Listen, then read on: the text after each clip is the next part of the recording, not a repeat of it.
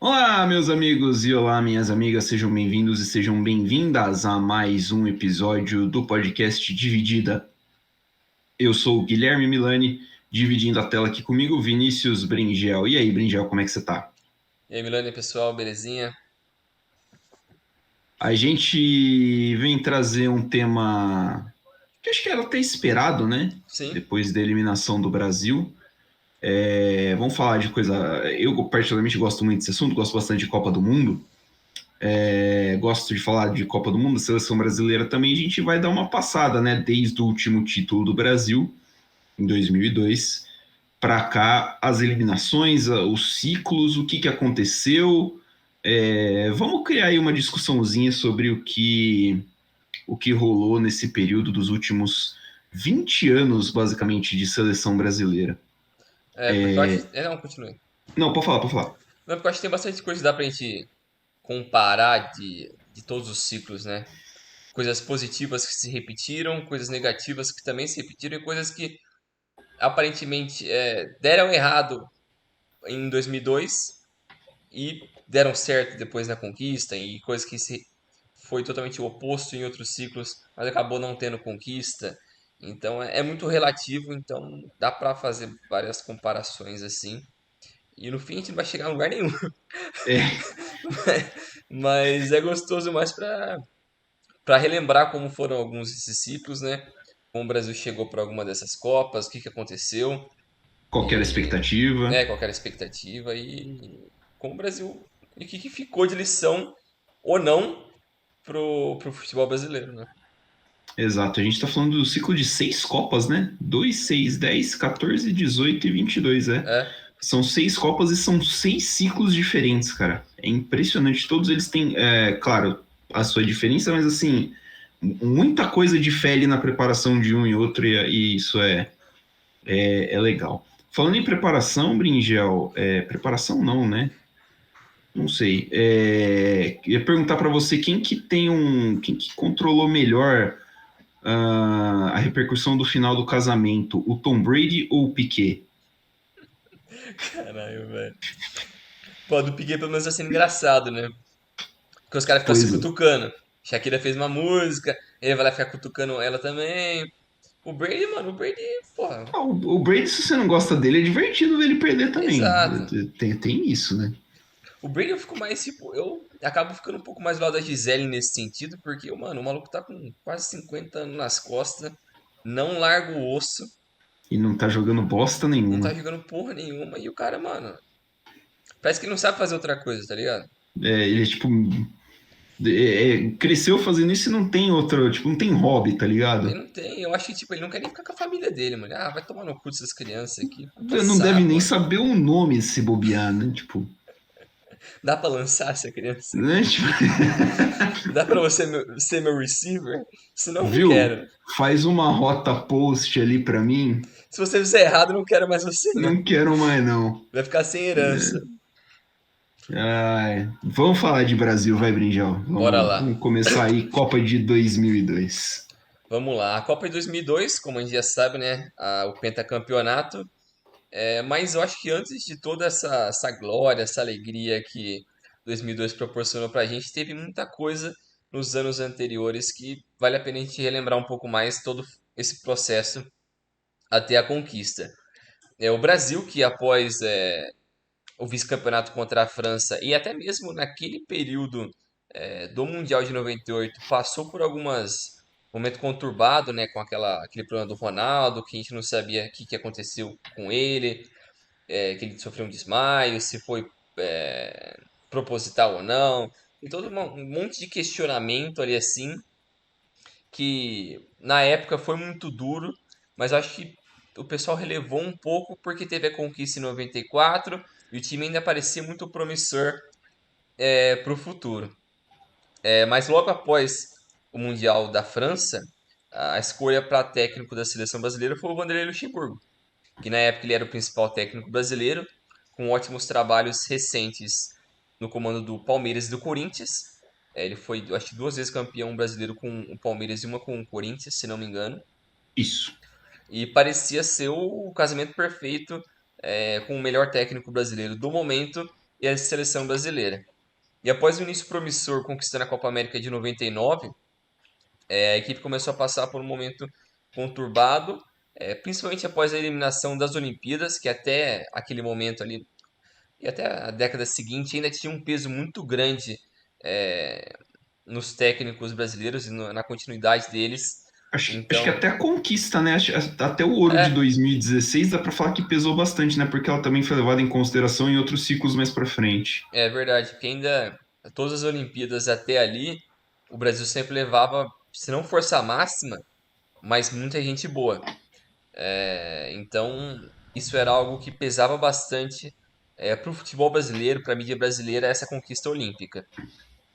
E como eu disse, após a conquista da Copa América de 99, teve esse momento conturbado, principalmente por conta dessa eliminação das Olimpíadas e por problemas que o Vanderlei teve com o relacionamento com alguns jogos, com alguns jogadores. Isso, consequentemente, acabou resultando na sua demissão.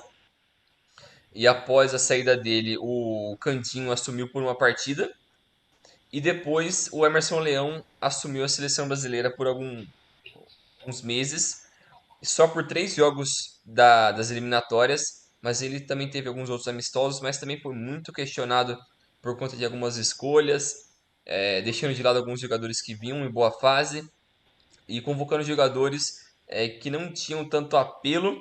Tinha até um caso de um jogador que era do esporte, que eu não vou me lembrar do nome agora. Leomar. Leomar, exatamente. Que tinha essa história de que ele jogou. Aí anos depois, acho que o ex-presidente do esporte falou que pagaram um valor para ele ser convocado, uma história assim. Então tinha todo uma história ali com o Leão. Ele acabou sendo demitido após esses problemas. E o Felipão foi quem foi escolhido para assumir a seleção brasileira após esse período. Uma dura missão. Faltando menos de um ano para a Copa, ele tinha que basicamente arrumar todo o ambiente da seleção brasileira, encontrar um sistema, dar moral para alguns caras que precisavam, e foi basicamente isso durante as eliminatórias. Então, nessas eliminatórias, o Brasil teve 4 treinadores ao longo dela: o Vanderlei com 8 jogos, o Leão 3 jogos, o Candinho 1 jogo e o Filipão nos 6 últimos jogos. E ao longo desses 4 anos, 104 jogadores foram convocados, e o Brasil perdeu somente 6 dos 9 jogos que fez como visitante. Ele terminou em terceiro colocado nas eliminatórias, atrás somente da Argentina e do Equador. Na convocação para essa Copa do Mundo também teve um clamor popular muito forte pela presença do Romário, que também teve problemas de relacionamento com o Filipão. Tem aquela história, né, de que ele pediu para se ausentar antes da Copa América, se não me engano, ou antes de um amistoso, falando que ele precisava fazer uma cirurgia. E deu alguns dias depois ele apareceu no jogo do Vasco. Então tinha vários problemas de relacionamento dele com o atual técnico da seleção brasileira, o que acabou pesando muito para a não convocação dele. Outros caras que também vinham em boa fase e foram peças muito presentes ao longo do ciclo, o Alex e o Djalminha, eles também pareciam que iam para a Copa, mas acabaram ficando de fora. O Djalminha tinha aquela história de que ele bateu no técnico dele no La Corunha, aí o Filipão não gostou, como vou trazer um cara maluco desse para uma Copa. O Alex, que foi um cara que passou muito tempo com o Filipão no Palmeiras, tinha muita confiança dele, também acabou ficando de fora. E esses três, assim, são os principais que acabaram deixando de participar desse Mundial. É, Algum. o caso do Alex é porque ele teve uma passagem muito ruim pelo Flamengo, acho que em 2001. E isso acabou atrapalhando bastante a sequência dele. Porque aquele período 2001, 2000, 2001, 2002, ele teve aquela. Ele foi Ele foi pro Parma, né? pro Parma, pra Itália, acabou não jogando, aí voltou. Teve um monte de rolo judicial ali, assim, que acabou Sim. interferindo muito na sequência de carreira dele naqueles 2, 3 anos ali, então foi muito conturbado aquela sequência dele. Mas querendo ou não, o Filipão conhecia muito bem ele. Mas enfim, ele acabou ficando de fora. O Filipão escolheu comprar outras brigas, né? Sim. E o Brasil acabou marcando alguns amistosos antes da Copa. E a partir desses amistosos saíram caras que acabaram indo para a Copa. No caso do Kleberson, o Anderson Polga, o Gilberto Silva e também o Kaká, que ainda era muito novo.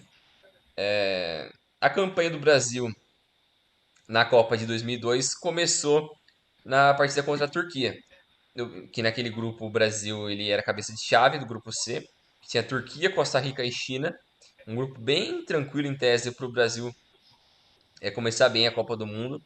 O Brasil estreou justamente contra os turcos e teve muita dificuldade. A seleção turca fez um jogo muito difícil, um futebol eficiente, um esquema de jogo bem sólido, mas o Brasil acabou vencendo por 2-1 com gols do Ronaldo e do Rivaldo. Na partida seguinte, contra a China, o Brasil passou tranquilamente com uma goleada de 4-0 e garantindo sua vaga para as oitavas de final. Na partida seguinte, jogando com várias reservas, o Brasil deu um show e goleou a Costa Rica por 5-2, com direito a um gol de bicicleta do Edmilson, e assim confirmando 100% de aproveitamento. E também vendo algumas das favoritas à Copa, né, como a França e a Argentina, sendo eliminadas na primeira fase, que acabou motivando mais ainda o Brasil a acreditar que ele poderia chegar longe nessa Copa. Nas oitavas de final, o Brasil enfrentou a Bélgica, que foi um jogo muito duro, e o Brasil acabou vencendo por 1-0, com gol, Dois. 2-0 com gol do Rivaldo. Verdade. Do Acabei Rivaldo no escrevendo Ronaldo, errado. se não me engano. Isso. Nas quartas de final foi aquele jogo contra a Inglaterra, que foi justamente aquele jogo marcante pelo gol de falta do Ronaldinho Gaúcho. De longe, que a gente vê toda semana esse gol por aí. Mas foi um jogo muito, muito duro, porque aquela seleção da Inglaterra, se a gente pode dizer que se não era o melhor momento daquela geração, era o mais próximo assim ali, porque tava num período de fim de um grupo que fez parte da década de 90 e também tava aquela geração que tava começando a atingir uma maturidade maior. O caso de Beckham, Owen, o Ashley Cole, O o Scholes. Scholes. Então um time muito bom. Ainda não tinha Gerrard, ainda não tinha Lampard, ainda não tinha Rooney, que são caras que viriam fazer parte da Copa de 2006. Mas após aquela partida, o Brasil voltou a enfrentar a Turquia na semifinal. E era um adversário que estava muito mordido pela derrota na primeira fase. E o jogo era dito como uma guerra. Basicamente foi isso mesmo. O Brasil apostou muito mais no contra-ataque. E sem o Ronaldinho, que havia sido expulso na partida contra a Inglaterra, o Edilson fez a dupla de ataque com o Ronaldo. Eles acabaram passando. Foi 1-0, não foi esse jogo? Foi. É o jogo do gol de biquinho, né, do Ronaldo. Isso, isso. Acabei não colocando. E também foi o jogo do meme do Denilson, que todo mundo vai correndo É, atrás dele. todo mundo saiu correndo atrás dele. E na final, Brasil e Alemanha fizeram uma Copa recheada de títulos, jogadores marcantes daquele período. E foi um jogo que, apesar do Brasil ter jogado bem, mas principalmente no segundo tempo, o Brasil passou a ser mais incisivo e pressionar a Alemanha. E essa pressão acabou resultando em gol aos 22 minutos, quando o Rivaldo chutou forte e o Kahn rebateu e o Ronaldo aproveitou aquela falha. E depois também teve o segundo gol num contra-ataque puxado pelo Kleberson, que o Rivaldo fez o corta-luz e o Ronaldo também finalizou no cantinho do Kahn para a alegria dos brasileiros, e o Brasil venceu a Copa fechando com 2-0 sobre a Alemanha naquela final. Foi muito celebrado aquele título, e como a gente pode ver aqui, teve vários questionamentos sobre toda a preparação do Brasil pré-Copa, muito conturbado, até as convocações, assim, o pessoal, a gente olhando, é algo que a gente vai ver ao longo do programa também, mas que é bastante recorrente, a presença de alguns caras que, olhando para trás, a gente pensa, putz, como esses caras estavam aqui? Então, tinha muita Tipo, gente Anderson de, Polga. tipo Anderson Polga, o próprio Belletti, eu acho também, É, o Luizão, o Edilson Capetinha, quem mais assim? Acho que dessa Copa são mais esses, né? É, são mais. Que tipo, de resto, a O maioria deles Vampeta é mais também tendo. O justificável. Vampeta também não tá mais no seu melhor momento. É, tem isso. O Vampeta não tava assim no auge, assim, mas ele fez parte do ciclo Filipão ali, né? É. Ele se encontrou bem com o Filipão, na Ele verdade. também era um cara muito de grupo, né? Então acaba. É. Pro Filipão, que é um cara que gosta desse negócio da família, ele pesa bastante a presença de um cara assim. E um dos nomes mais contestados antes, né, da Copa, na convocação, foi o Ronaldo, né? Sim, O Ronaldo Malemar tinha jogado, né? Tipo, você citou o Romário, né? Como a galera pedindo, a galera queria a troca do Romário pelo Ronaldo. sim. Do Ronaldo pelo Romário. O Romário tinha feito, acho que 70 gols no Brasil no ano de 2000, pô. Tipo, É, pra galera assim, pô, é muito absurdo. Você não, tipo, 2 anos atrás o Romário tava metendo 70 gols aqui e o Ronaldo não tava jogando porque ele tava sem joelho. sim. É, o Ronaldinho também era outro cara que também tinha um questionamento, né? Porque ele ainda tá jogando PSG. Sim, É um cara que tá jogando um campeonato, de certa forma, meio recluso, porque a França ainda não tinha todo esse destaque que tem hoje, tem todo esse investimento de hoje. Então, a presença dele também era um pouco questionável, mas no fim acabou dando certo. Jogou. A dupla principal foi Rivaldo e Ronaldo, e como a gente Ronaldo. sabe. Mas foi isso. A Copa 2002 foi assim. Exato. Aí a gente passa para a Copa de 2006, né?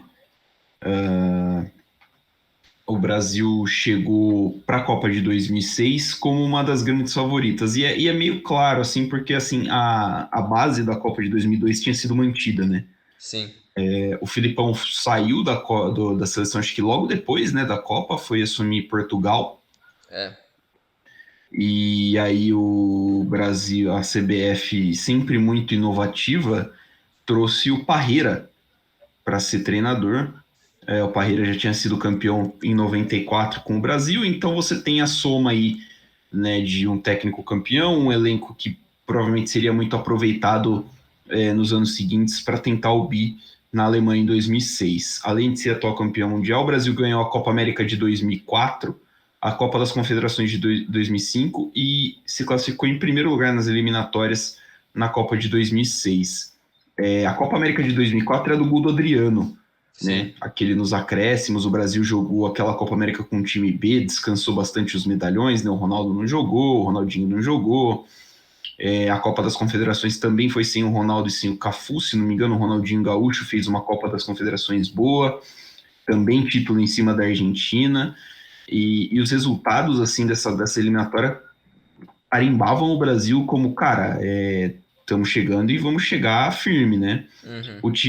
O time base tinha o Dido no gol, o Lúcio e Juan na zaga, Cafu e Roberto Carlos nas laterais, Gilberto Silva no meio, e no ataque o quadrado mágico, né? O Ronaldinho, o Ronaldo, o Adriano e o Kaká.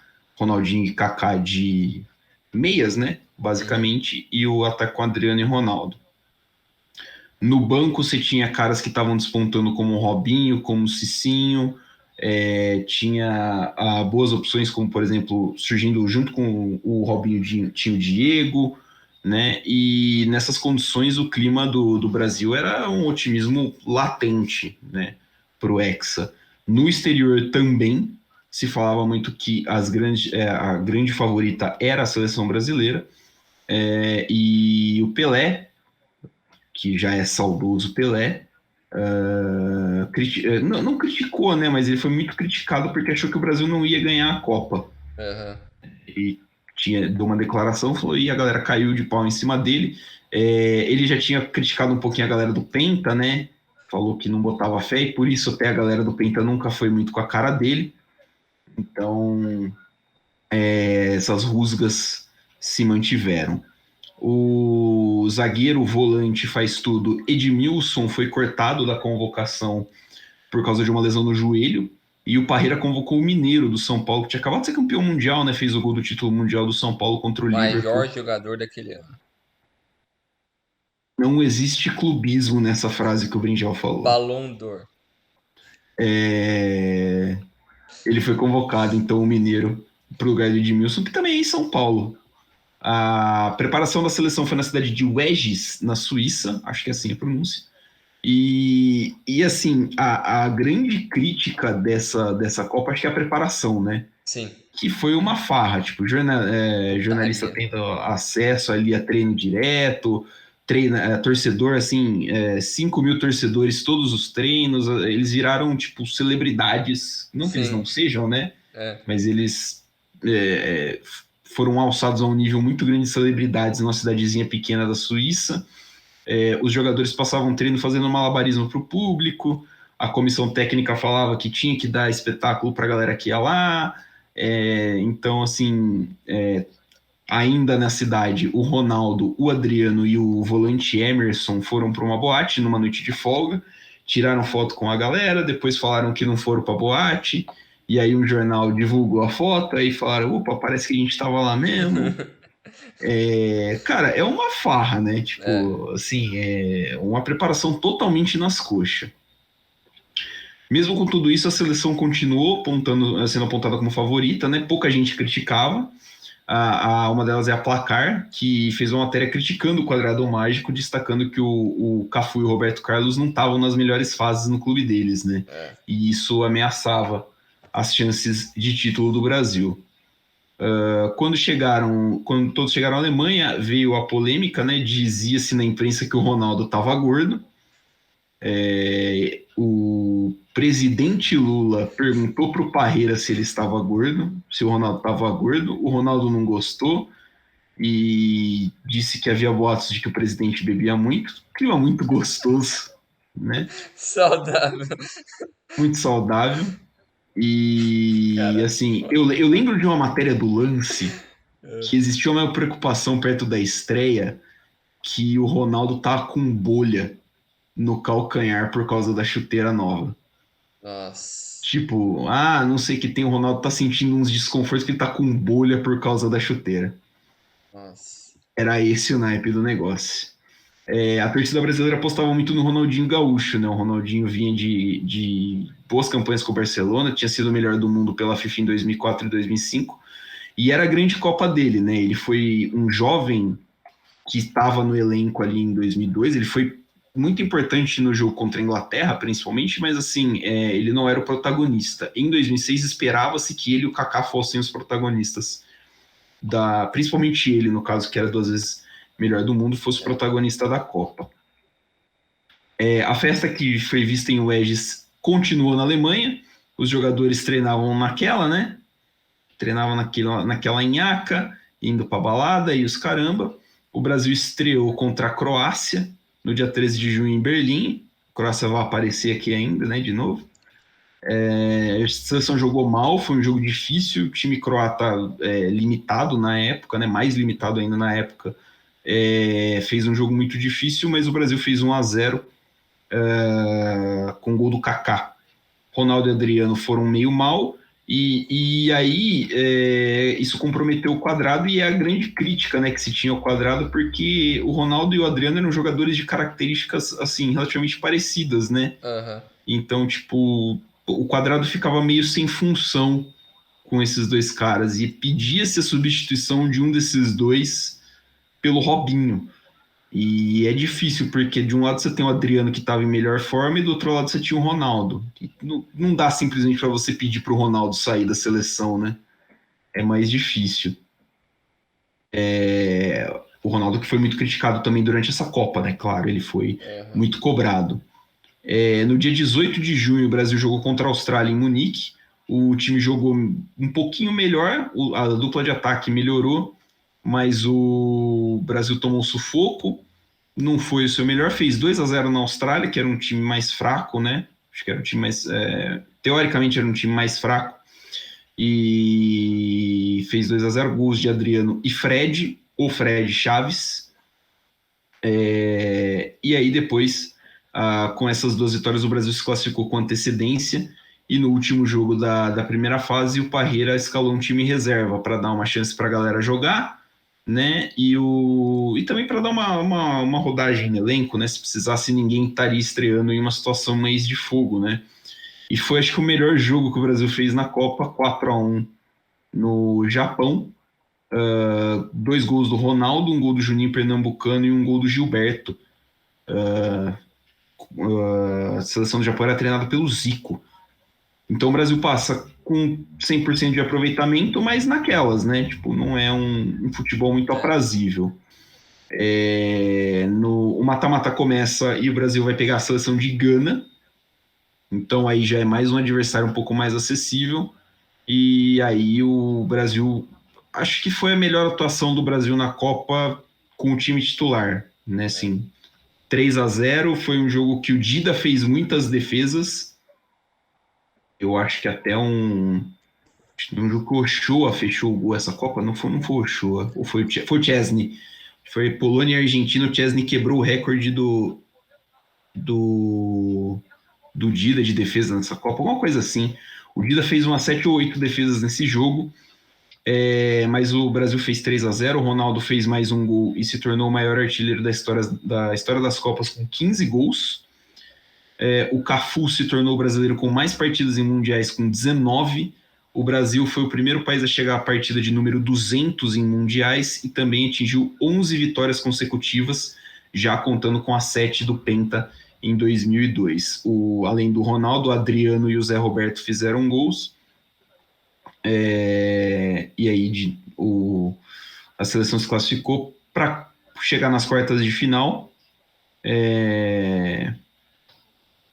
Antes das quartas, né, na preparação para o jogo contra a Gana mesmo, o Parreira desmontou o quadrado mágico, né? Ele tirou o Adriano, botou o Juninho no lugar. O Juninho dava uma sustentação maior no meio de campo. O parceiro do Gilberto Silva era o Zé Roberto, né? Era Gilberto e Zé Roberto, se não me engano, que faziam a dupla de volantes ali Sim. para liberar Ronaldinho e Kaká. E aí, chegando o Juninho, o próprio Zé Roberto teve um pouquinho mais de liberdade para aparecer mais na frente, né? Então, até por isso, o time teve essa melhor atuação. Quartas de final, 1º de julho em Frankfurt, Brasil e França. Reedição da final da Copa de 98. Lembra do sentimento de vingança que tinha na imprensa Também nessa, lembro. nessa época? A França começou mal a Copa. O Zidane ia se despedir, já tinha anunciado que ia se despedir no final da Copa, fosse qual fosse a posição da França. Ele fez uma fase de grupos meio bunda, assim, meio mal, tanto que ele foi suspenso para o último jogo, né? Ele não jogou o último jogo da fase de grupos, ele está suspenso. Aí, contra a Espanha nas oitavas de final, a França deu uma encontrada ali, desencanou, ele fez gol e a França chegou assim um pouquinho mais confiante contra o Brasil, mas o grande favorito acho que era o Brasil, né? Até pela má fase. Uma coisa também que eu achei curiosa é lembrar como o Zidane sempre teve essa relação conturbada com a seleção francesa, né? Porque por Sim, mais que ele venceu a Copa do Mundo, não digo sozinho, mas ele foi o principal cara daquela seleção. Depois mesmo eles não. venceram a Euro, e depois em 2002 eles fracassaram, porque ele estava machucado. Aí depois ele chegou a aposentar da seleção francesa, aí encheram o saco dele para ele voltar para a seleção. Ele aposenta depois da Euro de 2004, né? Na verdade. Ele não tinha aposentado. Ele jogou a Euro de É 2004, aí verdade, a França cai, acho que para a Grécia? Não é. lembro. Aí Pô, depois que ele perde a Euro, ele vai lá, aposenta, aí encheram o saco dele pra voltar. Só que ele tinha falado que ele só queria voltar se fosse pra ser na posição que ele queria jogar, porque no Real ele também estava insatisfeito com a posição que ele tá sendo colocado. Ele tava ficando meio que um velho chato. ranzinza, né? Careca é foda, né? Mas aí ele tava incomodado. E até nessa Copa mesmo tem todo esse imbróglio com ele, né? Eu fico pensando, putz, e se dessem mais confiança pro Zidane fazer o time em torno dele, pô, a França seria campeã Nossa, a de França tudo. ia tratorar todo mundo. E é verdade isso daí, é verdade. Ele sempre teve uma relação meio de amor e ódio, né? Na Mas eu acho Copa que de. é um pouco da personalidade dele também, né? Parece ser um É, cara meio difícil também. tanto que na Copa de 98 ele é expulso contra a Arábia É, Saudita, ele é muito criticado na imprensa francesa e é, todo mundo. E a galera fica assim, pô, e aí, né? Se esse aí é o cara que vai liderar a gente, nós estamos ferrados. é. Eu acho que isso é até um dos motivos que ele demorou a estourar no futebol. Porque ele Sim, chegou na Juventus, acho que ele tinha 24 anos, vinte e acho que cinco 23, acho que era. Então é, entre aspas, velho para um cara com o nome que ele tem, assim. Demorou a estourar. Ficou muito tempo na França, no Auxerre, não era? Ou não? No Bordeaux. No Bordeaux. Então, muito tempo num time sem grandes ambições a nível europeu, né? O Brasil e França de 2006 começou pegado até, né? O Brasil até pareceu que ia dar jogo, como era de se esperar, né? Duas grandes seleções, mas depois que passou essa animação dos primeiros minutos, a França simplesmente atropelou, né? Foi um recital do Zidane esse jogo. Sim, Eu acho que, bom para demais. mim, é a melhor atuação individual de um jogador em um jogo de Copa do Mundo que eu já vi. E assim, sem sacanagem, tem uns vídeos assim que assim, um vídeo É, só de ações deles que é o jeito que ele controla o jogo é absurdo. Ele meteu o chapéu no é. Ronaldo, ele deu passe para cá, ele brincou com todo mundo. Esse é o grande jogo do Zidane nessa Copa, até porque acho que na semi contra Portugal ele faz o gol, mas não é uma atuação tão boa, nem na final ele faz uma atuação tão boa assim. Ah, de destaque brasileiro, o Lúcio e o Juan, dupla de zaga muito sólida que evitou, né, que fosse um passeio e uma tratorada do time francês. E aos 12 do segundo tempo, o Zidane bate uma falta pela direita, o Henry apareceu sozinho no costado da zaga, chutou, deu uma escoradinha para o fundo do gol do Dida e acabou o jogo aí, né? O jogo acabou aí, o Parreira ainda meteu o Robinho faltando 10, 15 minutos para acabar, mas sem muito efeito. O Parreira também é foda, né, velho? Nossa senhora. É, assim, Parente do Tite. é o inimigo número um do talento, cara. Que coisa abjeta. E, enfim, e aí acabou a Copa, assim, muita gente depois acabou culpando, a galera que tá ouvindo aí o podcast já ouviu a história, né? Tipo, depois da eliminação, a, a atuação do time como um todo foi criticada, mas principalmente contra a França. E como a gente precisa pegar um bode expiatório, a gente precisa botar a culpa em alguém, escolheram o Roberto Carlos, que estava arrumando o meio na entrada da área, e o Henry acabou saindo nas costas dele. Mas assim, pô, ninguém em sua consciência vai botar o Roberto Carlos para marcar o Henry na bola aérea, É. né? Então, assim, mas então, pô, devia ter alguém ali e não tinha. Isso aí é falha da cobertura, isso aí é falha do desenho de marcação da bola aérea, pô. E outra. Teve mais outros 89 minutos pro Brasil tentar fazer alguma coisa. Não fez porque não era competente. Não era, não conseguiu. Né? A seleção ficou engessada, tá ligado? É. Assim, não é que ela ficou, né? Ela sempre foi Sim, engessada, é. né? Então, não, Então não, tem. Eu acho que tem culpados maiores do que o Roberto Carlos do que o nessa Roberto eliminação. Carlos. Dá pra gente discutir isso, porque essa é a Copa da Revolução Tática do 4-2-3-1 É, e o Brasil simplesmente ignorou isso daí, né? é. Tipo, o Brasil foi no 4-4-2 Brasilzão mesmo, dois volantes e dois meios de ligação. Ele basicamente Então, foi, não, esses caras aqui sabem jogar bola, eles vão se virar. sim. Ele tá achando que é futebol de rua. Você tá com os nego bom lá e foda-se. Tira os timinhos igual o comercial, o genial comercial da Adidas para essa Copa, né? É, Que os caras tiram o time. Alguns pontos foram apontados, né? Como o fracasso da seleção. O Parreira, que tentou, que nem você falou, encaixar um monte de jogador na equipe, um jogador de craque na equipe, não deu certo. A falta de preparação, os treinos. A impressão que ficou mesmo é que a seleção, tipo, jogou com o rei na barriga e não tinha o que a gente chama de raça, né? Tipo, sim. o que fala assim, não jogou com raça, não jogou com vontade. Né? Se em 98 tinha sido o culpado foi que venderam a final, dessa É, vez foi que o time não jogou com raça. E aí, obviamente, Caio Parreira, né? No fim das contas, o comando da CBF, descontente com isso, manda o Parreira embora. O Roberto Carlos ainda falou. Os principais jogadores, o Roberto Carlos e o Ronaldo, não aceitaram muito bem as críticas. O Cafu aposentou da seleção. E aí a gente entra no ciclo de 2010 meio em crise com a galera de 2002, basicamente. sim. O pessoal acabou meio que queimando esses caras que trouxeram a última conquista. Mas é aí que. Depois que a gente começar a debater isso aí, eu acho que dá pra aprofundar um pouco melhor nessas questões. Mas vamos continuar aqui falando sobre cada Copa. Vamos agora para 2010. E justamente isso que você acabou de falar, né? Essas críticas a como o Parreira gerenciou todo esse elenco, negócio das festas, não tinha tanta firmeza ali no comando, levou a CBF a trazer quem? O Dunga, o cara Pô, mais puto da história da seleção brasileira. linha dura, capitão do Tetra. Então eles buscavam um cara com uma personalidade um pouco mais forte, um cara mais populista.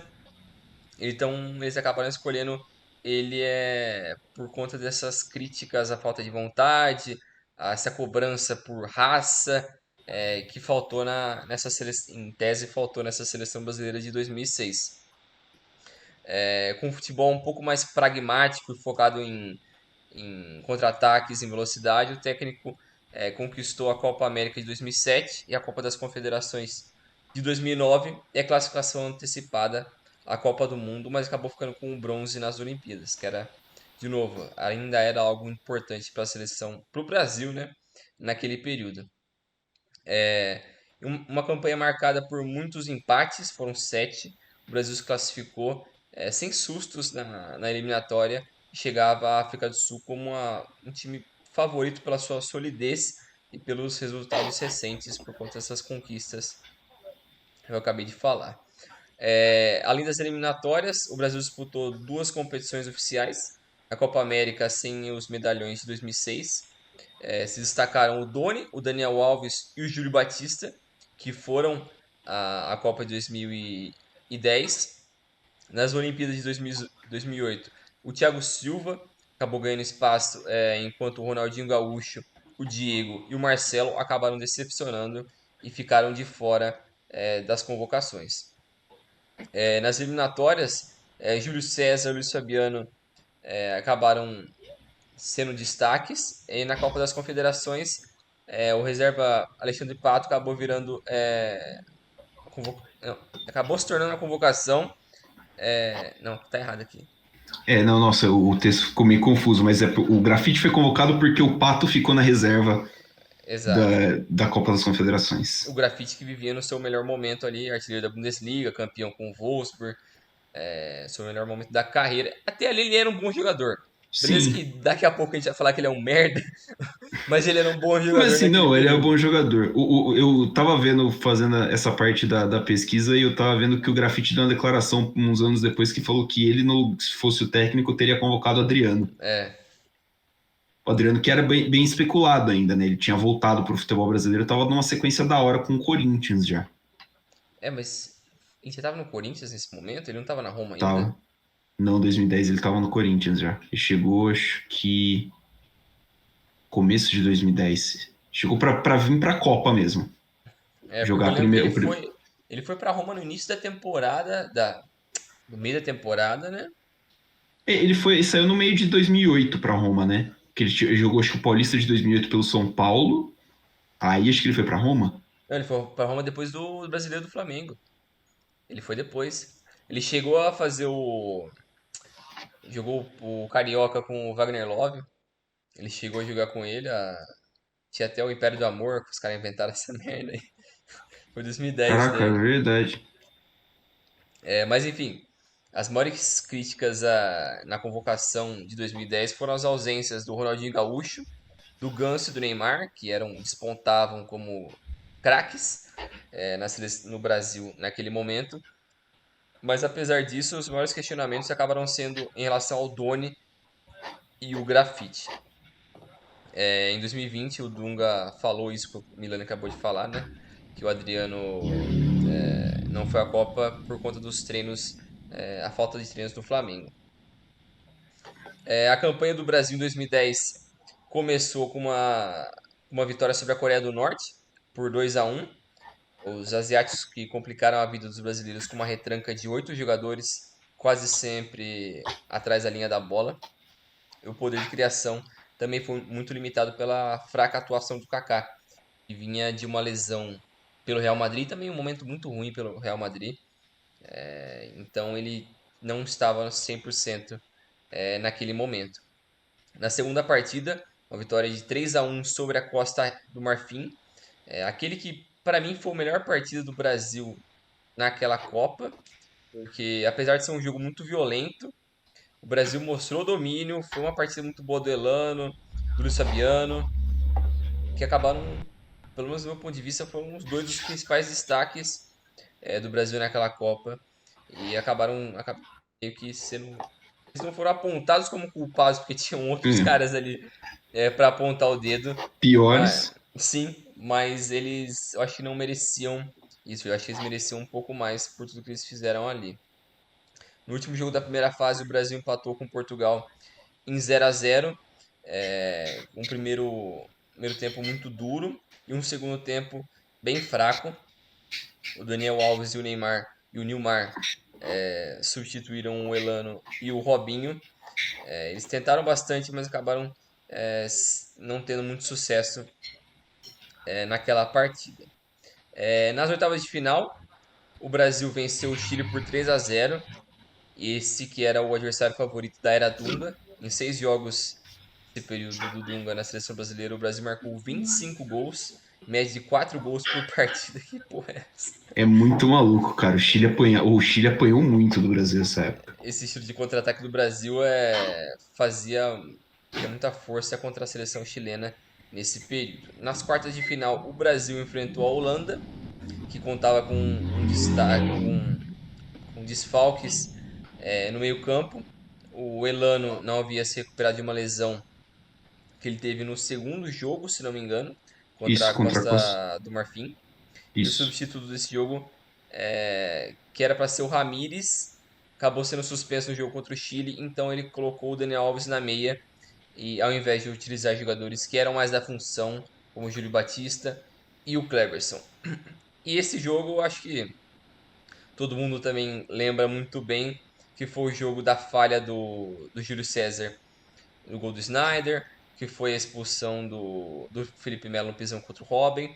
Então, e o Brasil, que tinha começado muito bem essa partida com o gol do Robinho, mas acabou sucumbindo diante das suas próprias fraquezas. E eu acho que, principalmente da fraqueza mental que o Brasil demonstrou nessa partida, acho que era muito por culpa da pilha que o Dunga botava nesses jogadores. O que era Sem dúvida. algo essencial quando foram buscar o Dunga, que era botar essa cobrança maior, exigir um pouco mais dos atletas, querer uma raça maior, acho que acabou é, afetando eles. Atrapalhando, né? Acabou fazendo efeito reverso ali e pegou muito no psicológico. E o maior exemplo disso é o Felipe Melo mesmo, que era um cara que sempre, apesar de demonstrar muita técnica, ele tinha algum desses problemas emocionais e se perdia às vezes. Ele nunca precisou de muito, né, pra explodir assim. É, Mas assim, é bizarro, porque você falou assim, é verdade que ele demonstrava momentos de técnica e tudo mais, tanto que a bola pro gol do Robinho, é o quem passe dá é dele. ele. É um passe lindo que quebra assim umas duas linhas da defesa da Holanda, assim. É. Mas é um cara, porra, volátil demais. Sim, eu acho que uma pena também foi que o que era para ser o melhor momento da carreira dele na Juventus, ele pegou a pior Juventus dos Ele pegou a últimos pior Juventus de todos 30 os tempos. anos, sei lá, era Nossa. horrível. Tanto que ele sucumbiu ali, o Diego sucumbiu ali. Era a Juventus pós Pós o o Calciopoli, escândalo, né? isso, o Calciopoli. Então era um momento de transição, ainda tinha alguns dos medalhões, mas ainda assim era uma transição. O time demorou alguns É, bons o, anos para voltar a ser a Juventus que a gente viu até alguns anos atrás e já voltou a ser merda agora. pegou basicamente o fim de carreira do Del Piero, né? Sim, o Nedved já tinha aposentado em O Nedved 2007. acho que aposentou depois que a primeira temporada depois da Série B, né? Acho que foi 2007, 2008 por aí. Mas ainda o Cannavaro também tinha voltado do Real. Então, mas ainda assim era um time muito, muito confuso. É, Mas essa foi a Copa do Mundo de 2010. Após esse Mundial, o Brasil inteiro apontou como culpado principalmente o Dunga e o Felipe Melo. O Felipe Melo por conta dessa expulsão, perdeu um pouco a cabeça, e o Dunga por ser um cara que tinha uma dificuldade de lidar com a imprensa e também por conta de algumas convocações para essa Copa que foram um pouco questionadas, né? sim. Principalmente esses que a gente citou um pouco antes, né? O Doni, o Grafite, o Nilmar, ele colocar o Michel Bastos na esquerda. O Gilberto também foi outro cara que foi convocado para lateral esquerdo. O Gilberto, eu acho que tinha 38, 39 anos naquele período, então já era um cara bem Já. veterano. Então, algumas das colocações que ele teve ali na equipe foram bastante questionáveis, mas no geral foi um bom trabalho, assim. Eu não enxergo isso como um fracasso total. E algo que eu esqueci de falar até em 2002, mas é que olhando para a escalação assim do time que foi eliminado para a Holanda aqui em 2010, no papel não era um time todo ruim. Se você olha para a escalação de Júlio César, Maicon, Lúcio, Juan, Michel Bastos, Daniel Alves, Felipe Melo, Gilberto Silva, Kaká, Robinho, Luiz Fabiano, é um time bom. E se você olha para a defesa da Holanda, você quer chorar. Porque o Nossa. Stekelenburg só foi bem naquele período, depois ele começou a cair, afundou num buraco negro. Van der Wiel, Heitinga, Oyer, Van Bronckhorst. Defesa bem fraca, Bem com fraca. os volantes que poderiam lutar MMA, De Jong e Van Bommel. E o ataque que era poderoso, que é O ataque que era pica, né? um Aí dos maiores carregou, ataques né? da história da Holanda. Sim. Ataque absurdo, com Robin, Van Persie, Sneijder e Kuyt. Então, por mais que eles não fizeram a maior partida da história da vida deles, mas também não é um time para se jogar fora. É um bom time e vale a pena também ser lembrado pela boa atuação que eles tiveram ao longo do Mundial inteiro, que perderam só na final para a Espanha, que foi um jogo chato pra caramba aquela final, Foi mas roubado. Roubaram a Holanda. culpa do O- Cacilhas, safado. Roubaram. Ah, culpa do Robin. O Robin também perdeu um gol na cara do É, Caciles, que Deus que me livre. é, Mas assim, pô, roubaram a Holanda, velho. Era pra ser escanteio no lance que saiu o gol da, da é, Espanha. é. Mas Mas foi enfim, isso. passada a Copa de 2010, por óbvio, o Dunga foi mandado embora. É. E aí o Brasil estava num dilema porque o Brasil já estava classificado para a Copa de 14, né? O Brasil foi anunciado como sede da Copa de 14 em 2007. E aí vem o grande questionamento de e na mão de quem nós vamos tacar a seleção para a Copa em casa? A resposta foi o Mano Menezes, que vinha de um trabalho bom no Corinthians, né? Ele tinha um trabalho daorinha no Corinthians. Não foi ele que subiu o time da Série B, foi? Corinthians. Você me pegou agora, hein? Nossa, agora eu quebrei, porque eu não lembro também. O Corinthians caiu em 2008? 2008. Enfim, ele estava ali, ele foi, eu sei que acho que ele foi campeão da Copa do Brasil em 2009, o Corinthians vinha Deve ter numa sido ele, deve ter sido. numa sequência boa, né? O Corinthians se reergueu bem depois da Série B e era um nome que possivelmente fazia sentido na época, né? A CBF tentou o Muricy Ramalho antes. Para quem é mais assim afeito a procurar por esse tipo de assunto, tal, tem uma entrevista, acho que do Muricy Ramalho, que ele fala que ele foi entrevistado pelo Ricardo Teixeira e ele foi praticamente é uma entrevista horrorosa, assim, que ele fala horrores do Ricardo Teixeira. O Ricardo Teixeira tentou contratar o Muricy, fizeram uma reunião de 3 horas e tanto, eles conversaram sobre basicamente nada. O Muricy fala que tem uma hora que o Ricardo Teixeira pergunta assim para ele: e aí, Muricy, você é o técnico da seleção brasileira? E aí, tipo, o Muricy tinha contrato com o Fluminense, o Muricy foi campeão brasileiro com o Fluminense depois. E o Ricardo Teixeira queria basicamente que o Muricy rompeu o contrato com o Fluminense e assumir a seleção. O Muricy mandou Tá o bêbado, Ricardo. velho? Basicamente isso, né? O Muricy mandou o Ricardo Oliveira às favas e ele trouxe Hermano Menezes. O Mano começou mal a campanha dele, né? Os resultados. O que teria de laboratório é a Copa América de 2011, basicamente, e a Copa das Confederações de 13. Na Copa América, um resultado muito ruim. O Brasil não engrenou, uma fase de grupo meio porca, e veio a eliminação contra o Paraguai nos pênaltis, naquele fatídico jogo em que o Brasil perdeu os 4 pênaltis que bateu, né? Uhum. Perdeu o Thiago Silva, perdeu o Elano, perdeu o Fred, perdeu o gloriosíssimo lateral esquerdo André Santos. O Mano Menezes, então, já começava meio balançar. Mas foi ele o responsável por colocar no contexto da seleção uns caras como o Neymar, o Ganso e o Lucas, né? Na Copa América o Mano convocou 10 jogadores dos 23 que foram para a Copa de 14, mas assim, ele nunca foi muito convincente nos resultados. A galera já queria alguma coisa muito diferente do futebol praticado pelo Dunga, então o contratado não deveria ter sido o Mano Menezes para começo de conversa, mas isso aí é outra história. E ele foi mandado embora depois de uma vitória nos pênaltis contra a Argentina no famoso Superclássico das Américas. O Brasil tomou um ataque, a acho que de 2-1 esse jogo. O jogo foi para os pênaltis por causa disso, o Brasil acabou ganhando, mas ele foi demitido do mesmo jeito. Chega então o Filipão, foi anunciado em novembro de 2012. O Filipão tinha saído, abandonou o barco do Palmeiras caindo para a segunda divisão. E, assim, existia uma desconfiança do Filipão por causa do trabalho no Palmeiras, mas ao mesmo tempo se conhecia que era talvez o pior Palmeiras de todos os tempos. E o Filipão tem um lastro muito bom na seleção. Então, pô, vamos dar essa colher de chá para ele. Ele, então, fez lá a mágica dele, né? Começou, o primeiro jogo dele foi em fevereiro de 2013, que foi uma derrota para a Inglaterra, um amistoso em Wembley. O Brasil fez bastante amistoso, inclusive contra as seleções europeias nessa época, também para dar rodagem.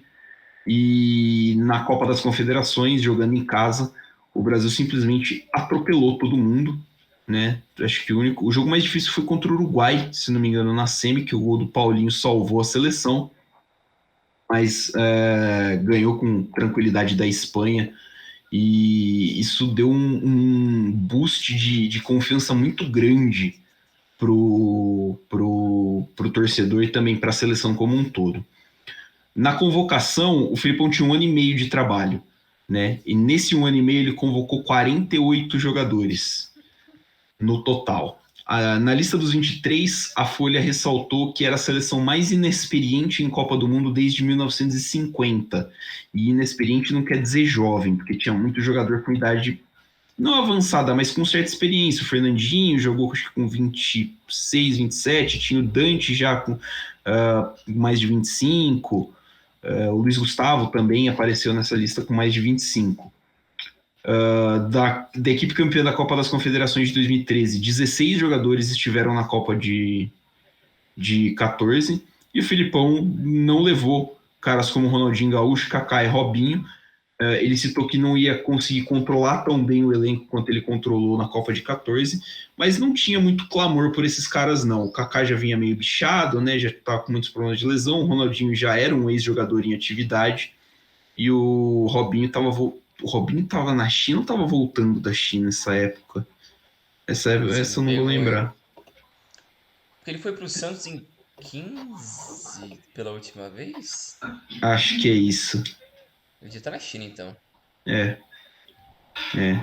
Acho que era isso.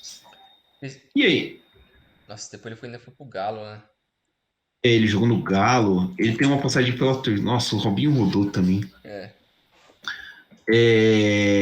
Então, o clima para a Copa do Mundo era de muita confiança.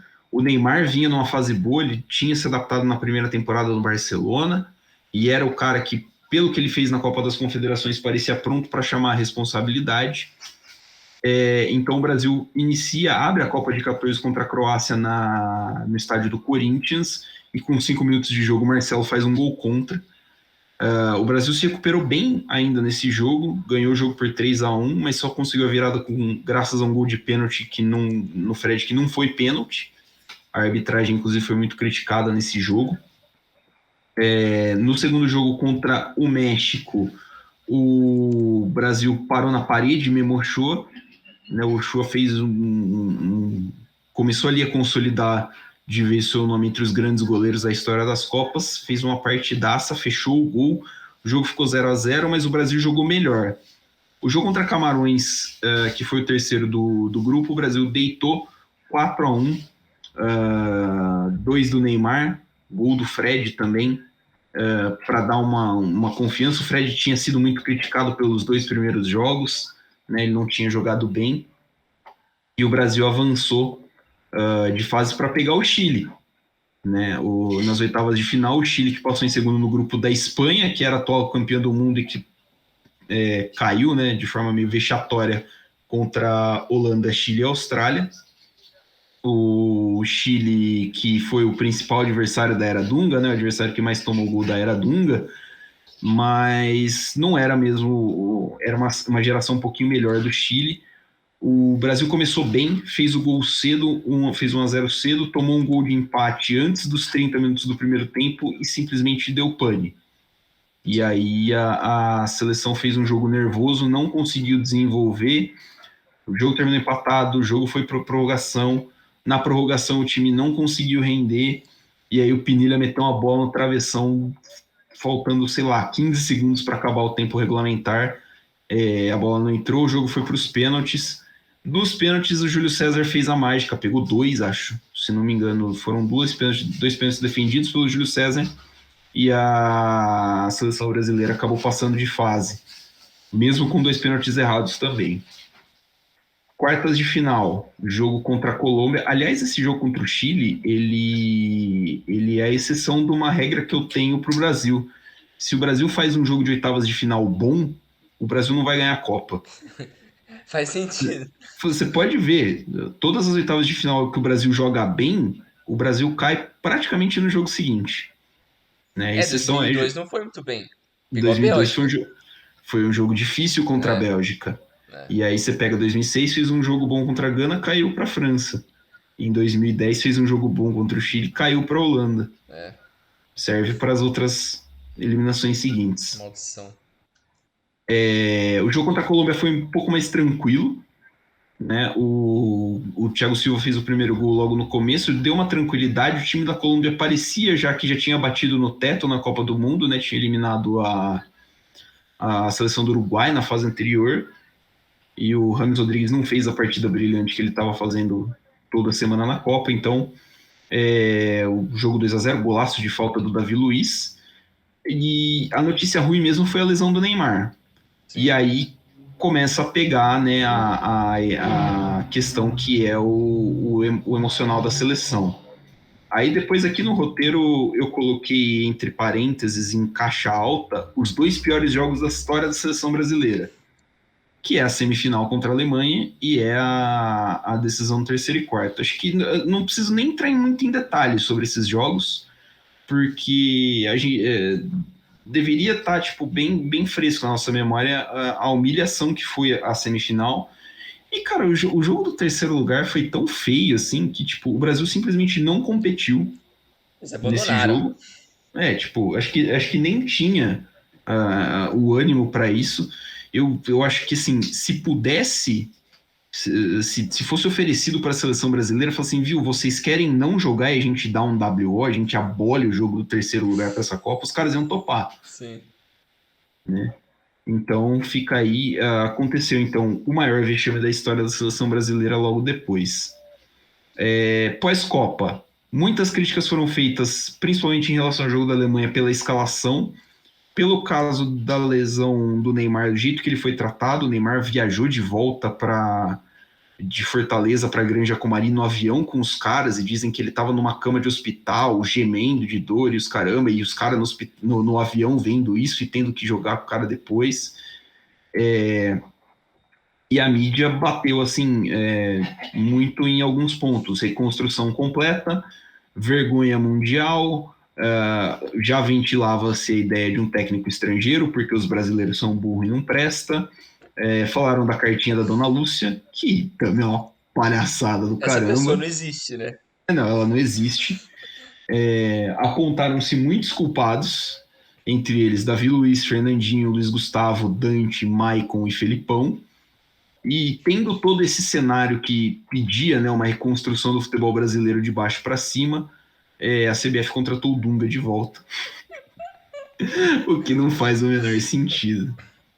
O Brasil foi eliminado com Júlio César, Maicon, que ganhou a posição do Daniel Alves durante a Copa, Davi Luiz, Dante e Marcelo, Luiz Gustavo, Fernandinho, Bernard, Oscar e Hulk, e na frente o Fred. A seleção alemã, cara, a seleção alemã é um espetáculo, essa É. seleção aqui. O ponto fraco é o Rovedes na lateral esquerda, mas é um espetáculo. Só um asterisco aqui, toda desgraça ao Daniel Alves me traz alegria. Quem viu no vídeo aqui, quando citou o Daniel Alves no banco, teve um, teve um sorrisinho. Aquele negocinho rápido, sabe? Aquele, Acabou. aquele segundinho de alegria, né? É, ai, mas é isso, após o fracasso de 2014, né, a solução que a CBF e a sua trupe conseguiu bolar ali no seu, na sua sede, seu planejamento incrível foi trazer a volta do Dunga.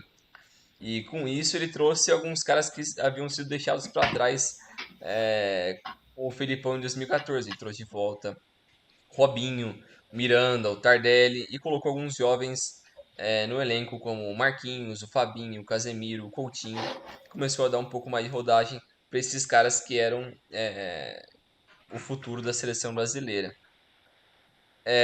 Nessa sequência de 2015 e 2016 tiveram duas Copa América, porque a Comebol também é incrível. Como eu também não gosta, né? Teve Nossa. a Copa América de 2015, que ela aconteceu Na Colômbia.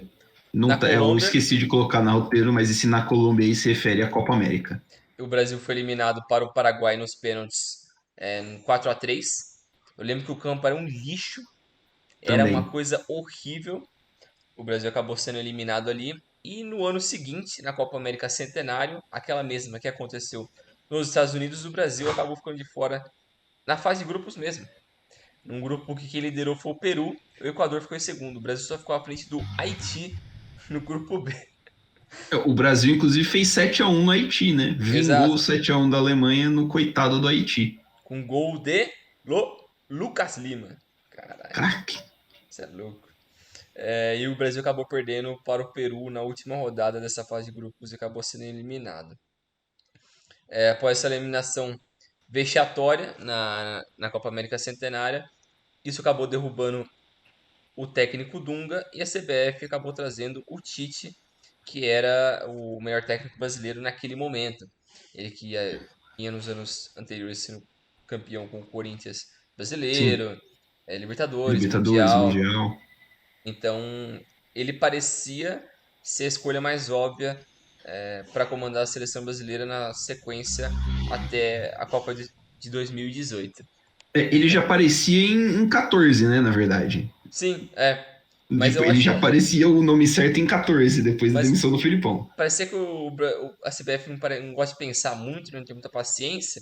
Acabou deixando o cara de lado. Não, vamos trazer o Filipão aqui, deixa quieto. E já era. Mas aí o Tite chegou na seleção brasileira e fez um bom trabalho. Conseguiu levar a seleção brasileira até a Copa do Mundo da Rússia. E a convocação nesse Mundial foi uma convocação, digamos que óbvia, assim. Eu acho que trouxe os melhores jogadores e formou um pouco da base do que seria o time de 2022. Então eu acho que dá para tratar esse ciclo de quase 6 anos do Tite. Ou chegou a ser 6 anos do Tite? Deu, deu. Acho que deram 6 anos, né? Deu, ele chegou em Esses, 2016. acho que esse período de 6 anos do Tite, como um todo, dá para tratar como uma coisa só. Porque boa parte do elenco que fez parte desse ciclo inteiro quase as mesmas pessoas, mudaram um ou outro ali, que foram para 2018 e não foram para 22. Sim. Mas o esquema, o estilo de jogo, a mentalidade E o é a mesma, resultado? o resultado foram os mesmos. Em 2018, eu acho que a principal mudança é trazer alguns caras que já mereciam fazer parte da seleção brasileira. No caso do Alisson, o goleiro, o Marquinhos, o zagueiro, o Casemiro, O Coutinho, né? O Coutinho que o era pra ter jogado Coutinho, em 14 e não foi nem lembrado pelo Filipão. o Coutinho, o Firmino, o Jesus, que eram peças que tinham um potencial muito bom. Na Europa já vinham jogando bem. Eu lembro que o Firmino no Hoffenheim já tinha um destaque muito forte. Já parecia ser um cara que era convocação certa. Até mesmo para 14 tinha boatos ali assim que ele poderia ir ou não. Sim, Mas ele acabou ficando. Nem pensaram nele. acho que nem pensaram. E em 2018 ele foi uma certeza. Mas aí, pelo menos para mim, tem os asteriscos ali assim que tem o titismo. São aqueles caras que são os amigos próximos do Tite que ele vai abraçar até o fim. Que para mim em 2018 foram o Paulinho, o Renato Augusto e o Cássio, mas o Cássio, pô, eu acho que ele até merece de Ah, certa forma, porque ele eu foi acho que muito bom. O Renato Augusto, acho que até é justo, porque assim, ele foi um ponto de lucidez, principalmente no jogo contra a Ele Bélgica, um jogou bem. meio-campo que não. É, Nossa. ele acabou jogando bem Mas. mesmo. Eu acho, se não me engano, teve um lance no fim do jogo que ele chutou de fora da área, o Courtois pegou. Então ele foi bem na Copa, apesar de eu não concordar muito com o pragmatismo do Tite Isso não tem como mesmo. ao Eu longo desse também. período, que se repetiu em 22 essa mentalidade, né? Apesar de ele não levar alguns desses caras, ele conseguiu deixar de lado alguns caras veteranos que foram para 18, no caso de Felipe Luiz, o Fagner, o Miranda, então o Fernandinho, o William, então teve um processo de renovação, mas focando aqui em 18, a convocação de 18 era parecia a mais lúcida possível, o time era bom, o que a força maior daquela seleção se concentrava nos seus destaques individuais como o Alisson, o Thiago Silva, o Casemiro e o Neymar, que eram as principais esperanças da seleção brasileira naquele Mundial. E ao lado do Neymar, o Felipe Coutinho era outro que também fez gols importantes naquele período. Na fase de grupos, o Brasil passou de maneira invicta, mas iniciou a campanha com empate com 1-1 com a Suíça, um jogo duro, foi difícil Difícil. demais. Depois os brasileiros conseguiram uma vitória contra a Costa Rica e contra a Sérvia, fechando a fase de grupos. Ambas as partidas foram pelo placar de 2-0. Contra a Costa Rica foram dois gols nos acréscimos, outra partida difícil. O Brasil teve bastante dificuldade de passar o bloqueio defensivo dos costarriquenhos. E nas oitavas de final, o Brasil chegou com um pouco mais de moral. A principal crítica caiu um pouco mais sobre o Gabriel Jesus, que começou a sua trajetória no Manchester City, se não me engano, naquele momento. Foi 15. Foi quando que ele Não, chegou no City? ele foi depois do título do Palmeiras de 16. Ele foi na 16-17. Mas ainda assim era um período que ele não era titular. Ele nunca foi titular no Ele City, nunca né? foi, né? Mas ainda assim era um período que ele estava começando a se acostumar com o futebol europeu e tal, pegar um pouco mais de cancha. Enquanto isso, o Firmino, que era o seu reserva imediato, tinha algumas chances, mas também não aproveitou totalmente. Eu lembro até de algumas partidas que o Tite não sabia exatamente onde colocar o Jesus, né? Se era como um 9, se era como um ponta, Essa acho que é a principal crítica que dá para fazer pro até Tite, né? hoje. Acho que a gente vai fazer ela efetivamente depois da Copa de 22 agora. E após a fase de grupos, o Brasil enfrentou os mexicanos e mais uma vez foi uma partida bastante difícil, onde o Brasil só conseguiu abrir a porteira no segundo tempo, com o gol do Firmino e do Neymar, e conseguiu a classificação para as quartas de final contra a seleção belga. Que a Bélgica ali é a maior geração da sua história, é um time que vinha no seu melhor momento com o Roberto Martinez, que ele conseguiu fazer a junção de um país que é dividido em três povos, entre aspas, assim, que é o pessoal que fala holandês, o pessoal que fala francês e um grupinho que fala alemão. Mas isso sempre foi tratado como uma dificuldade na hora de formar um grupo unido na seleção belga, por conta dessas diferenças de regiões, de cultura, que o pessoal se isolava, cada um no seu canto, e não se enturmava muito. Então ele começou a forçar o pessoal a falar inglês e deu liga, e o time foi muito bem nessa Copa de 18 e era de longe uma seleção no papel melhor do que a do Brasil. Sim. Porque se você olha a defesa, o auge de Alderweireld, do Vertonghen. Company já estava meio que na sua reta de final de carreira, mas ainda assim, muito sólido. Courtois, É, monstro absurdo. E o ataque com De Bruyne, Lukaku e Hazard. Então, não tem muito o que você falar. eu acho que a defesa é até o mais pegado, assim, né? É, Porque, assim, se olha para o meio-campo do Brasil com Fernandinho e Paulinho, é mais difícil, né? Do que, por exemplo, com o Witzel jogando o que estava jogando, o Manieta, é que é. o esquema é diferente, né? Mas o De Bruyne um pouquinho mais equado é uma comparação meio difícil. Eu acho que o pior cara desse time era o Chadli. Porque ele não era Sim. exatamente um ala, né? Ele jogava mais como um volante. Então, a É, seleção é, belga era chegou não como favorita nesse momento, porque a seleção brasileira tem um peso muito grande, mas o Brasil sucumbiu, acho, das suas fraquezas de estilo de jogo do Tite, de ter uma solidez defensiva muito forte, ser muito pragmática, não ter muitas variações, então acaba sendo muito dependente do Neymar, Coutinho, de jogadas individuais. E essa falta de variação ofensiva acabou pesando muito a partir do momento que a Bélgica encontrou os seus gols e matou o time brasileiro ali. exato. Acho que tem um pouquinho de falha individual também, né? Do Fernandinho. Vou citar um pouquinho mais para frente, porque assim, para mim o lance derradeiro, que é o gol do Lukaku, é muito parecido com o lance do É, gol da Croácia, que tipo, porra, dá uma banda no cara, velho. é. Tipo, Dessa voadora, porra. nossa. Mas aí a gente entra no ciclo de 2022, com o Tite não sabendo se ele continua, a comissão ficou assim, houve essa dúvida. No fim, acho que a voz do bom senso falou de tipo, caras, assim, talvez acho que a Tem que gente ter não um vai cara achar melhor. alguém melhor, né? Então acho que é bom ficar com ele. O Edu saiu, o Edu foi pro Arsenal Sim, e chegou, é o Juninho Paulista que estava fazendo a função dele, né? isso. E entrou o Juninho Paulista na comissão e, enfim, o trabalho se manteve. E aí, então, o primeiro passo é a Copa América de 2019, que é aqui no Brasil, e é uma Copa América que você já chega um pouquinho mais pressionado por ser em casa, né?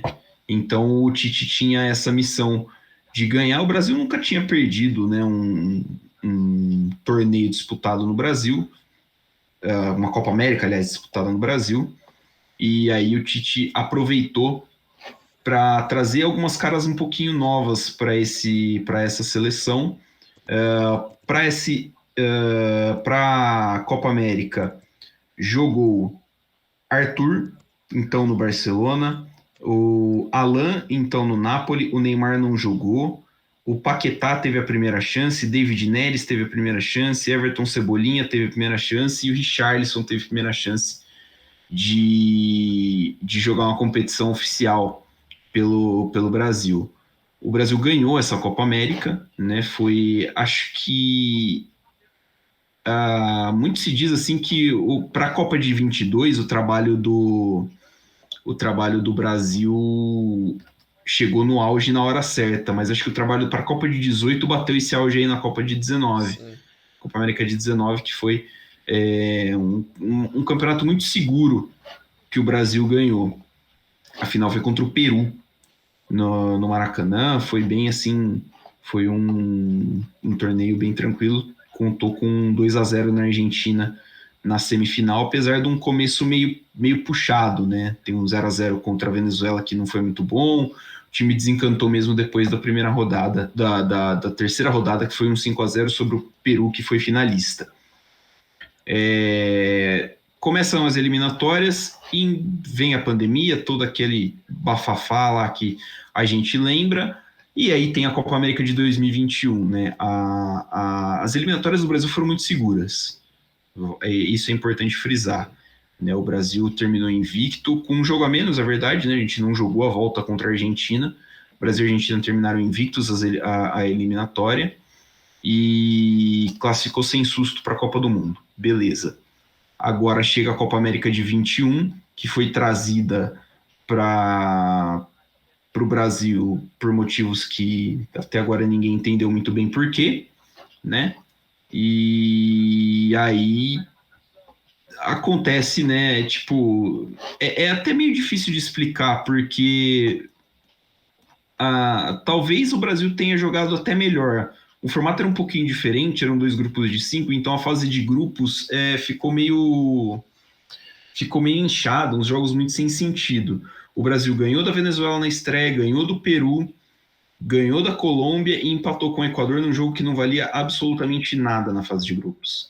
E aí chega na fase de mata-mata, ganha do Chile por 1-0, num jogo muito difícil, gol do Paquetá, ganha do Peru por 1-0 também no Newton Santos, um jogo difícil, também gol do Paquetá, e aí toma a taca da Argentina, né? É. E aí chega para jogar contra a Argentina na final, perde, um jogo que o Brasil... Cara, é um jogo meio confuso na minha cabeça, esse jogo Brasil e Argentina, Brinde. Eu não sei pra você. Eu acho que foi um jogo que a Argentina, entre aspas, achou aquele gol do Di Maria, né? Uhum.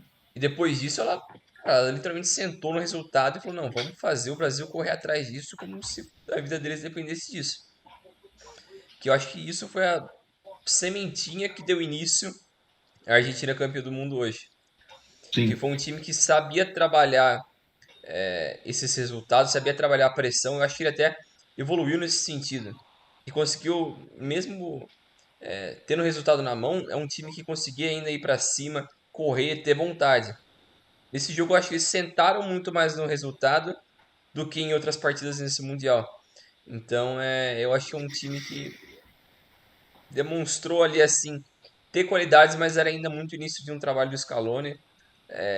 E eu acho que era muito mais culpa do Tite de não ter feito o Brasil render a ponto de bater essa Argentina que, querendo ou não, essa Era Argentina não tinha um. provado nada ainda.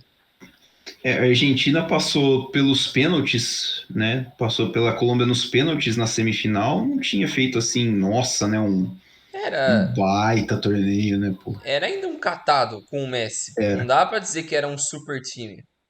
Então o time estava em processo ainda, venceu essa Copa América e putz, tirou o peso das costas deles que eles precisavam para poder tocar o projeto deles em paz. Jogar a Copa em paz. É, E aqui já começa a sair, tipo, a pipocar. Acho que esse é o momento de mais dúvida do trabalho do Tite, né? é, Que é o momento em que se questiona a qualidade dele como treinador de fazer mudanças dentro de campo, de variação, é. coisas que foram detectadas, claro, na eliminatória de 18, mas que não foram apontadas assim, tipo, ó, o Tite é burro e não sabe fazer isso. E a É. galera tava assim, cara, não vai rolar, né? Mas aí chegou a reta final das eliminatórias, o Brasil simplesmente dominou, fez amistosos contra equipes não tão, não eram assim equipes nossa, né? E o Brasil também não passou nenhum susto. Então o Brasil acabou que chegou para a Copa do Mundo de 22, que foi um ano e meio depois da Copa América, como o primeiro do ranking, porque simplesmente não perdia mais, né? Uhum. Ganha os amistosos, ganha os jogos de eliminatória e chega confiante, chega com um trabalho de 6 anos, um time taticamente muito, né, competente, dentro do que se propunha, e fala assim, cara, eu acho que essa é a chance. O time parece mais maduro, o Neymar parece menos caicai, parece mais completo. O Richarlison dá uma outra O dinâmica time pro confiava ataque. muito no Tite, né? O pessoal tava muito Sim, fechado com ele, o pessoal isso é respeitava bom. muito ele. O Tite até ao longo da Copa ali entrava na brincadeira do pessoal ali dos moleques, então parecia que era um ambiente muito amistoso, né? Um negócio muito positivo. Sim. E aí, então, né, o Brasil chegou para essa Copa com essa galera, assim, com esse hype, É, né, de todo mundo falando que era o time a ser batido junto com a Argentina. Até mais do que a França, que vinha sim. cheia de problemas e com muitos desfalques. Na convocação, a gente teve. O principal questionamento foi o Daniel Alves, né? Assim, acho que faz sentido numa lista com 26 possíveis o questionamento seja só o Daniel Alves. Sinal de que o técnico teria acertado bastante. As convocações de jogadores jovens como Rodrigo, Vinícius Júnior, Gabriel Martinelli também bons acertos, né? Jogadores que fizeram por merecer tanto pelos clubes quanto nas poucas aparições que eles tiveram pela seleção, assim como o Anthony. E aí, assim, outra crítica que se teve a essa convocação do Tite foi o número alto de atacantes, né? É, E 47. aproximadamente. E assim, pouco meio-campista, pouco zagueiro e tal. E no fim das contas, né? Deu no que deu. No fim das contas, né? Abre a Copa do Mundo contra a Sérvia. É um parto para segurar um bom time sérvio se trancando na defesa. 2-0 com 2 gols do Richardson, que fez uma partida horrorosa. A partida de Chelsea foi muito ruim. E assim, ele fez 2 gols. Então, tipo, beleza. Aí depois o Brasil fez 1-0 contra a Suíça em outro jogo sofrido. Um outro jogo muito limitado. O Paquetá foi sacrificado nessa Copa. Acho que não totalmente desproporcional botar ele para jogar onde ele jogou. E aí, o Brasil já classificado, né? Sem depender de combinação de resultado, o Brasil já classificado para jogar contra Camarões, resolveu meter um time inteiro reservão e perdeu. O Brasil perdeu de Camarões por 1-0, gol do Abubakar nos acréscimos do segundo tempo, uma outra atuação terrível do Brasil. Assim, pô, a fase de grupos foi ruim, né? Sim. Parando para pensar assim, pô, faz um mês que a Copa acabou, assim, cara, a atuação do Brasil na fase de grupos foi ruim. Eu acho que teve lapsos na primeira partida, porque a gente acreditava que seria a partida mais difícil Sim, contra a Sérvia. Teve lapsos ali assim, mas a segunda partida foi uma merda e a terceira foi ridícula. cara, a terceira Não não tem demonstrou a menor evolução explicação, alguma. tá ligado? Era a partida pra amassar, literalmente amassar. Pô, e mesmo com o time reserva, porque muita gente considerava que o Brasil tinha o melhor reserva da Copa do Mundo. Sim, não tem O time justificativa, reserva é. do Brasil, pô, é capaz de ganhar a Copa do Mundo. Sim, não tem justificativa pra aquilo. É. Né? Então, enfim, o Brasil passou em primeiro ainda, no saldo, acho, ou no confronto direto contra a Suíça, não lembro qual que é o primeiro critério de desempate. E foi jogar as oitavas de final contra a Coreia do Sul, porque a Copa do Mundo de 2022 meteu zebra atrás de zebra, né? O Uruguai ficou a um golzinho de pegar o Verdade. Brasil em uma Copa do Mundo de novo. E aí o Brasil pegou a Coreia do Sul. E aqui o Brasil estraçalhou. Sim. Aqui o Brasil começou muito forte. Foi lá, meteu 4-0 sem dó no É. primeiro tempo. E aí, beleza. Eu acabei não citando, mas assim, o Neymar machuca no jogo contra a É Sérvia, isso que eu né? ia falar agora. O Neymar Aquela não crítica que a gente fez que, tipo, matou o jogo tão rápido, pô, saco o Neymar, o cara tá saca o bichado. Neymar, pô. Guarda ele porque O o Neymar próximo jogou jogo é importante. acho que jogou 80 minutos nesse jogo aqui Na contra a Coreia, né? Coreia do Sul. E assim, cara, é muito tempo. Eu teria tirado ele no intervalo. É, ó, Então eu tinha a menor necessidade do é, Neymar voltar do intervalo, né? Enfim, e essa é a grande atuação do Brasil. A Coreia ainda ensaiou alguma coisinha aqui. O gol do Paik Seung-ho foi um puta de um golaço. O sim. Alisson ainda fez umas 2 ou 3 defesas importantes. Foi o jogo que eu achei que o Tite esculachou, porque ele trocou o goleiro faltando acho que 10 minutos para acabar. E eu falei, pô, aí já é relaxo. Cusão, Mas, mano. né? Mas enfim, e aí o Brasil chegou para jogar contra a Croácia, porque a Copa do Mundo teve zebra pra caramba. Então a Croácia tinha eliminado o Japão, mas duas chaves que não eram para ter Croácia e Japão, né? Sim. Era pra Então, ser assim, Bélgica e Espanha?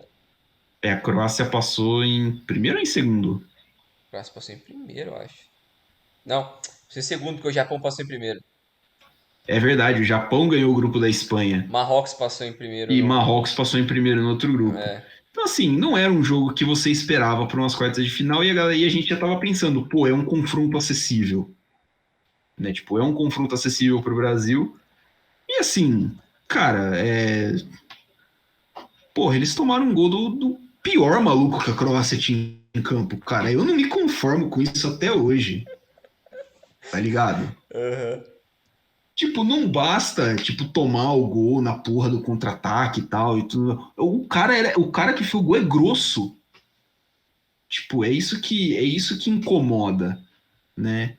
Então, é um jogo difícil, muito difícil contra a Croácia, mas um Brasil com o Neymar visivelmente baleado, com zero de criatividade, zero de tabela, zero de nada. E assim, aí cai nos pênaltis e aí tem 1 bilhão de críticas a se fazer para essa eliminação. Mas assim, acho que é um ótimo retrato do trabalho do Tite como um todo, porque é um trabalho pragmático, é um trabalho que entrega muito resultado em volume em jogos com menos significância, mas que na hora ali, pô, não entregou, tá ligado? É, eu até pensei num negócio aqui agora, partindo já pra essa análise das Copas no geral, assim, esses fracassos, eu acho que esse último fracasso do Brasil com o Tite é meio que o endgame, assim, de tudo que o Brasil fracassou nessas últimas Copas. Então, desde tipo 2006, com uma seleção estacada de talento, mas sem variação, sem comprometimento. Aí você vai para uma Copa 2010 com super comprometimento, mas sem o Mas talento, muito limitado. muito limitado.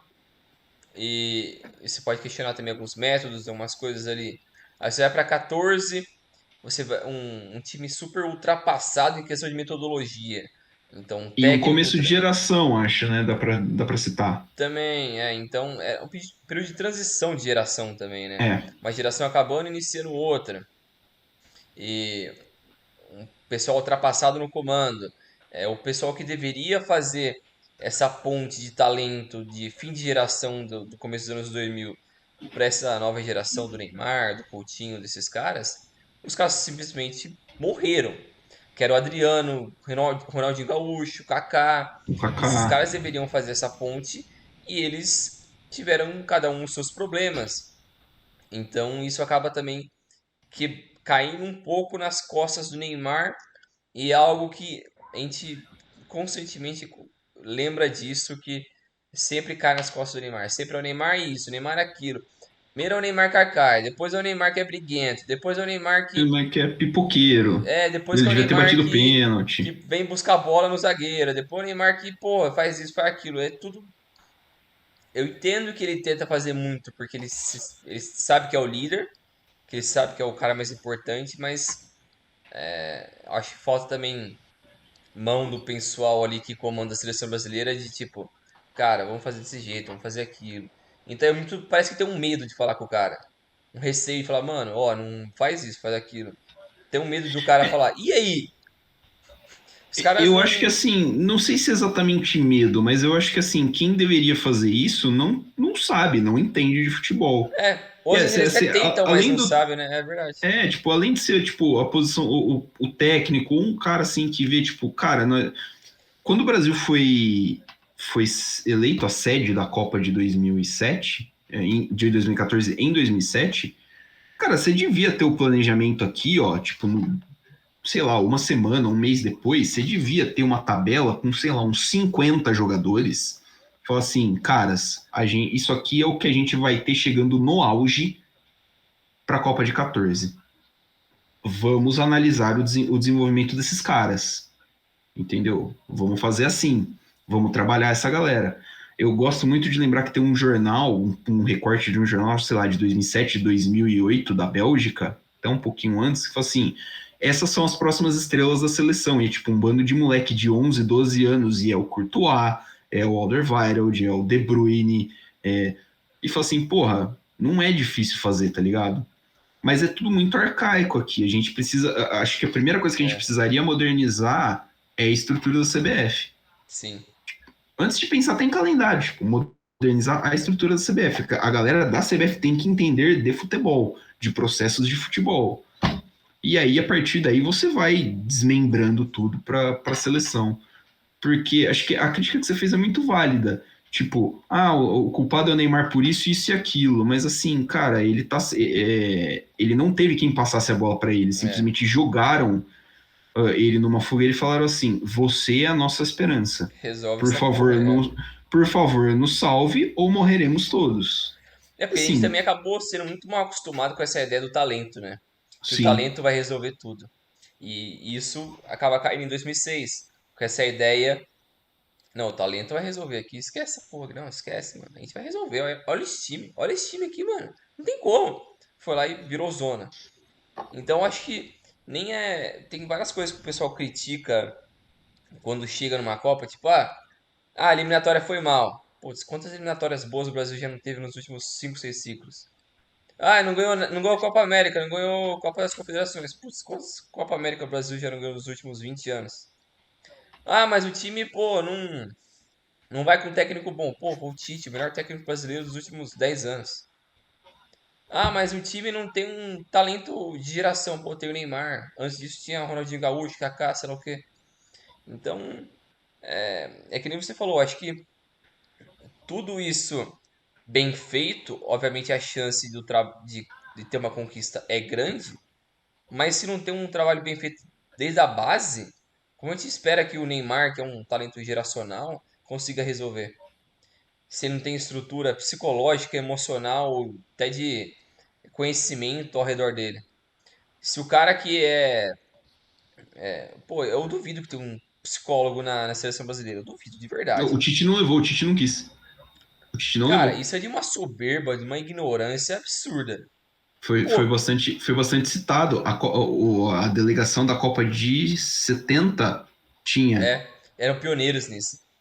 tinha psicólogo. O É. Tite achou que não precisava levar. Cara, time de esporte, nerdão, no PC, tem psicólogo. A seleção brasileira, a CBF, não tem.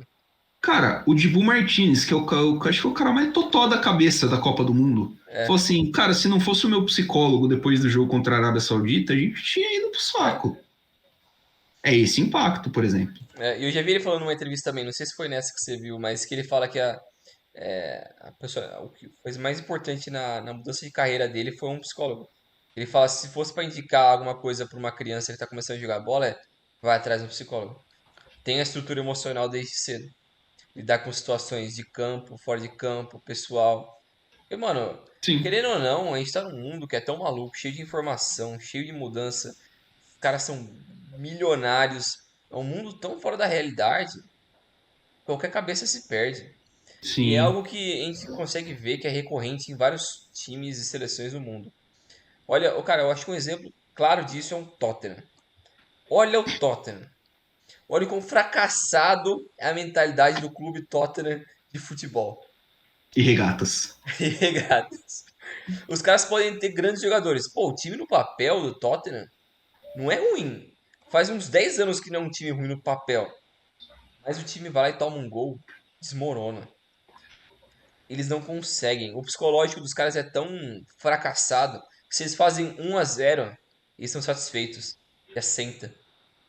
Aí toma um gol, putz, fudeu, mano. Vamos ter que correr atrás de outro. Putz, aí acabou. O cara desmonta no psicológico sozinho. E não tem o que ele fazer. Não tem alguém que vai bater. Não tem um cara que vai. Ô, Você mano. não E aí, tem a vamos. hierarquia para chegar alguém e falar assim, viu? Vamos? E também a Tem chão maturidade ainda. pro cara entender. Putz, ó, o cara tá me motivando, vamos. Porque só palavra vazia não quer dizer nada também. Sim, O cara precisa ter alguma coisa, ter a compreensão de que ele pode mudar o que está acontecendo. Tá nas mãos dele. No caso, nos pés dele, né? é. Mas acho que são essas várias coisas assim que o Brasil não aprendeu em nenhum desses ciclos. Desde tipo, a gente tem que contar só com talento, a gente tem que contar com conquista. Porque imagina se o Brasil tem uma eliminatória ruim. Vamos mandar o cara embora. Vamos crucificar o É, cara. fizeram com o Dunga, né, pô? Então, e o Dunga, pra mim, tipo, se você pensar todos os ciclos, ele fez um dos melhores trabalhos desses. É, ele e o Tite. Acho do Ele e o Tite melhor Tite. ainda, mas Eu assim, também acho. Mas o Dunga foi com mais vencedor. o que ele tinha de talento ali, eu acho que ele foi melhor. Se comparar com isso, porque É, o sim. Tite tinha mais Neymar, tinha mais talento na mão do que o Dunga. É, sim, o Tite tinha melhor, na mão a melhor seleção brasileira desde 2006. Então, o Dunga acabou fazendo um resultado melhor nesse sentido. Mas aí ele acabou caindo por conta dos seus próprios erros ali assim, né? E Exato. também um pouco de azar, de tipo, Kaká uma fase, Elano uma Supercopa Machucado. machucar, falhas individuais no jogo contra a Holanda. Então ele, tipo, É. é mais um E, azar aí- assim, né? e aí você tem, né, tipo, fatores que você não controla, como a carreira do Ronaldinho, a carreira do Adriano, a carreira É, do Pato, é. caras Tinha que tudo eram pra para. ser uma Supercopa 2010. Mas aí. É, E a gente tem que lembrar também, a gente citou tudo isso, falando de eliminação e tudo, mas a gente tem que lembrar que perder é normal, perder é um dos também. resultados possíveis do jogo. Né? Tipo, não é o fim do mundo, tá ligado? Você perder para a França de 2006 não é o fim do mundo. Perder para a Alemanha de 2014 não é o fim do mundo, é o fim do mundo do jeito que perdeu. Ali cabe a mesma crítica do psicólogo, do psicológico, Sim. do nervosismo. Também acho que teve muita pressão em cima por ser uma Copa em casa e todo mundo falou que o Brasil teria a obrigação de ganhar. É. Né? Tipo, então acho que isso acaba pesando, principalmente quando é uma seleção muito inexperiente. mas é um resultado que é possível dentro do jogo. Falando especificamente da Copa de 22, acho que o que dá para tirar, por exemplo, a eliminação para a Bélgica é um resultado normal, É, por exemplo. Mas, assim, o que dá para tirar da eliminação de 22 é o Brasil deveria ter ganho com base no que fez em campo. Ah, sim. chutou tantas bolas tal. Fez um jogo ruim, mas fez o suficiente para ganhar da Croácia. E aí, isso aí cai em preparação do técnico, ponto. Ah, você podia ter treinado variação, você podia não ter tirado o Vinícius Júnior, você podia ter feito coisas diferentes. Não acho que é o caso de você simplesmente apagar todo o trabalho, mas é caso de você questionar a sério muitas coisas dentro da estrutura. E, cara, acho que é isso que você falou, porque assim, talento a gente tem. Talento o Brasil sempre vai ter. Tanto que, se a galera que tá ouvindo ainda, quase 2 horas de programa já, lembra, em todas as Copas o Brasil chegou como favorito, porque a gente chega como favorito. Não tem como não chegar como favorito. Até com a seleção ruim do Dunga É, chegou como favorito. Então, assim, o trabalho mental tem que ser forte, o técnico tem que ser uma liderança, porque o técnico tem que saber absorver essa pressão e transformar isso em um jeito de motivar os jogadores. E, pô, o Parreira não conseguiu, mas o Parreira tinha um elenco cascudo. O Dunga não conseguiu, o Dunga pilhou demais os caras. O Filipão não conseguiu, porque ele nem aguentou a pressão e nem tinha jogador suficiente para aguentar a pressão. O Tite não conseguiu porque ele simplesmente não conseguiu transmitir as ideias dele para o campo. Ou transmitiu e as ideias dele são isso aí também, a gente não é. consegue saber, né? Então, são jeitos diferentes de perder, alguns doem mais que outros. Não tem conclusão, né? A gente falou mesmo que esse papo não ia É. chegar, né? Tipo, em lugar nenhum. Ah, a conclusão é que é tudo culpa do Daniel Alves. Então, Eu também acho. ele é um Você pode ver, demônio. ó. Em 2006 perdeu tal, mas a partir de 2007 o Daniel Alves já estava presente na É, seleção brasileira. é. É tudo culpa dele. A partir do momento que ele nasceu, olha, a estrela fez um sinal pra outra ali, uma luz caiu em cima de alguém que, putz, esse cara fracassou. Aí começou a série de erros Caraca, ali você que é foi tudo culpa bem dele. longe, né? É tudo culpa dele, é só isso que eu queria falar. Valeu.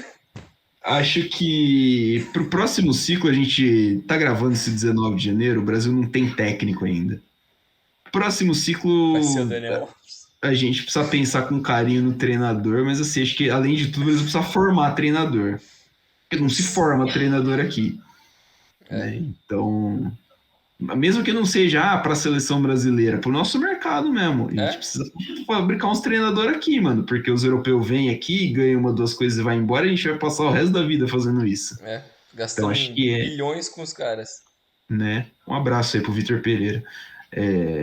Acho que é o que dá para deixar de reflexão, cara. É, Foi a gente pensar e a gente tentar também não se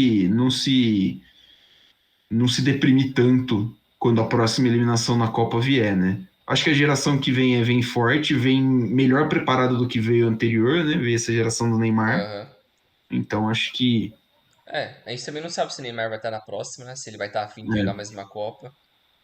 a fim de jogar é um termo muito forte. Esse- É que, tipo, às vezes eu penso, ele pode se sentir motivado pela história do Messi. E falar, putz, mano, É, ele pensou que era o fim de carreira e foi lá e ganhou. Mas ele pode se motivar por isso. Às vezes ele também pode pensar, putz, mano, é mais 4 anos. né? Tipo, um rolê, né? Quantas festas eu posso ir em 4 anos? Vamos Sei fazer lá, um cálculo né? assim. Deixa eu Quanto, ver.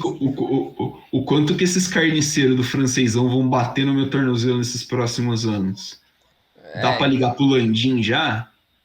Tá cedo? Então. É difícil, mas o talento eu acho que é muito bom. É igual você falou. Sim. A base da geração tá ali.